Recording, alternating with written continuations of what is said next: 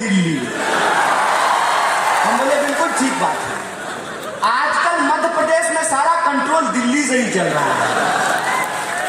बेचारे नरोत्तम मिश्रा जी, उनको फिल्म का बड़ा इंटरेस्ट है।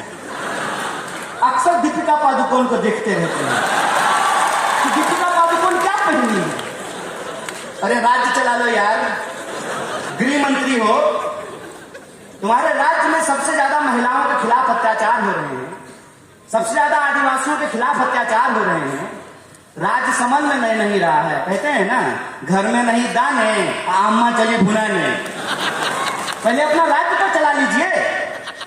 आए दिन घोटाले होते रहते हैं और पूरा कंट्रोल। पहले इनको मुख्यमंत्री बनने का मन था, मुझे भी सूत्रों से पता चला है। क्या क्या जी साहब, मीडिया के लोग यहाँ बैठे हुए हैं, बोलिए ना, डरिए मत। अरे लोकतंत्र है, सबको बोलने का हक है। अरे हम लोग तो एक नारा लगाते हैं, जगह है कितनी जेल में तेरे, देख लिया है देखेंगे। कितने लोगों को जेल में डाल देंगे। सच बोलिए, सच की ताकत होती है। पहले इनको कहा कि ऐसे ही उलझुल बात किया करो, सोशल मीडिया पे पॉपुलर हो जाओगे।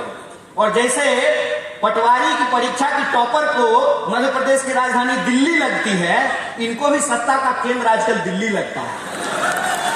और जब चुनाव आता है तो दिल्ली इंदौर में घूमना शुरू कर देता है। आजकल दिल्ली इंदौर घूम रहा है। तो जब आ ही गए हैं नेकी और पूछ तो इनसे पूछ लेना चाहिए कि क्यों घोटाले पे घोटाले हो रहे हैं, क्यों आदिवासियों के खिलाफ अत्याचार हो रहे हैं, क्यों महिलाओं के खिलाफ अत्याचार हो रहे हैं, क्यों आपके द्वारा किए गए एक भी वादे पूरे नहीं किए गए। और जब चुनाव आया है, लाडली योजना, समझ रहे हैं साहेब, अपने लाडले के लिए ये लाडली योजना लेकर के आए हैं। साहब, ये सच्चाई हम देख रहे हैं।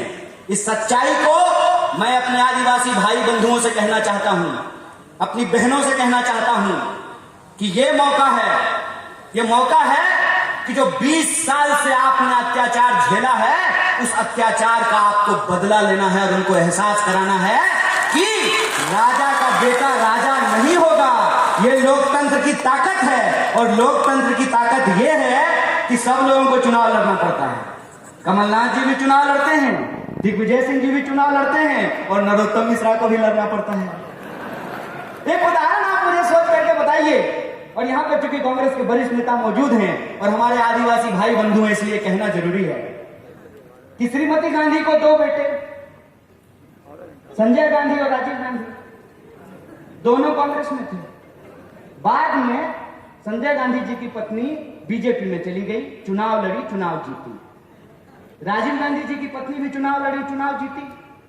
तो बीजेपी में लोकतंत्र कैसे है और कांग्रेस में राजतंत्र कैसे है?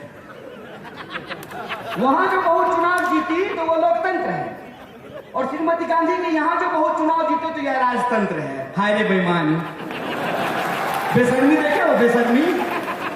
अरे ये कांग्रेस पार्टी ही है जिस पार्टी ने इस देश में जमहूरियत को स्थापित किया है। और ये जमहूरियत की ताकत है कि राहुल गांधी जब अमेठी से चुनाव जीतते हैं तो इनके नजर में वो राजतंत्र है। और वो मैडम जो है, सास जो कभी बहू थी, है ना, वो जब अमेठी से चुनाव लड़ी है तो लोकतंत्र है। हाय रे चोरी। मैं तो यही कहता हूं कि अगर इस देश में पंडित जवाहरलाल नेहरू नहीं होते ना, तो नरेंद्र मोदी भी देश के प्रधानमंत्री नहीं हो पाते। अगर इस देश में गांधी नहीं होते, इस देश में अगर भगत सिंह नहीं होते, इस देश में अगर बिरसा मुंडा नहीं होते, इस देश में अगर डॉक्टर बाबा साहब भीमराव अंबेडकर नहीं होते, तो एक आंगनबाड़ी का बेटा खड़ा होकर के 2 मुख्यमंत्री के सामने भाषण नहीं दे रहा होता। ये लोकतंत्र है और इस लोकतंत्र की ताकत को आपको समझना पड़ेगा।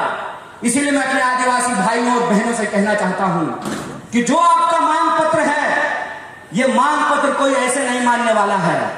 ये मानेगा आपके वोट की ताकत से, और आपको अपने वोट की ताकत दिखानी है। और 20 साल का ये जो घोटालों का राज है, इस घोटालों के राज को आपको समाप्त करना पड़ेगा। बोलिए, कीजिएगा या नहीं कीजिएगा? पीछे से ए भाई, करना है ना, बदलना है ना। अगर बदलना है तो मैं सहमत हूं इस बात का कि समाज में बदलाव सिर्फ पार्टी से नहीं होती है। समाज में बदलाव समाज के सहयोग से होता है। इसीलिए कांग्रेस पार्टी अपने दम से चुनाव लड़ेगी, कांग्रेस के कार्यकर्ता अपने दम से चुनाव लड़ेंगे, लेकिन मध्य प्रदेश के एक एक नागरिक को अपने हक और अधिकार के लिए और 20 साल से जिनके सत्ता का अहंकार है, उस अहंकार को चकनाचूर करने के लिए इस सत्ता को इनको कुर्सी से बेदखल करना पड़ेगा, इनको हराना पड़ेगा। और ये सवाल इनसे पूछना पड़ेगा कि उधर उधर की बकवास बंद करो, ये बताओ कि हर साल 2 करोड़ नौकरी क्यों नहीं पैदा हुई, ये बताओ कि हमारे खाते में 15 लाख रुपए क्यों नहीं पहुंचा, ये बताओ कि आए दिन महिलाओं के ऊपर बलात्कार क्यों हो रहा है, क्यों दलितों के ऊपर अत्याचार हो रहा है, क्यों आदिवासियों के ऊपर अत्याचार हो रहा है। और यहाँ हमारे सिपाही लोग खड़े हैं, एमएलए साहब को पेंशन मिलेगा, कांस्टेबल को नहीं मिलेगा, ये ठीक बात है। तो पूछिएगा अगली बार मामा को कि मामा हम भी जो है डंडा नहीं चलाएंगे, अगर आपको पेंशन मिलेगा ना तो हमको भी ओल्ड पेंशन स्कीम देना पड़ेगा, हमको ये लागू करना पड़ेगा। और ये जो मांगे हैं, ये मांगे इस प्रदेश की मांग है, इस मांग को इनको मानना पड़ेगा और नॉर्मलाइज